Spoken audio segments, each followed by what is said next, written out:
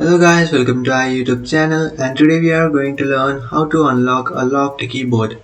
So let's get started. So if your keyboard is locked and you want to unlock your keyboard, so to do that what you have to do is just right click on your Windows icon, and after right clicking on it you can find this settings option. So just tap on settings, and after tapping on settings you have to tap on accessibilities, and inside your accessibilities just scroll down, and here you can find keyboard. So just tap on keyboard, and inside your keyboard if your filter keys are turned on, what you have to do is just turn it off. So you have to always turn this option off, and by turning this option off you will fix your problem and it will work in most of the devices.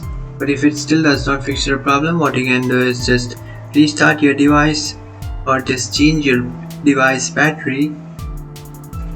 Or if you're using a wireless keyboard, what you can do is just check the connection, and then if it still does not work, what you can do is just update your drive.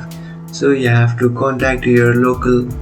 So to update your drive, what you can do is just contact your keyboard manufacturer and you can easily fix your problem.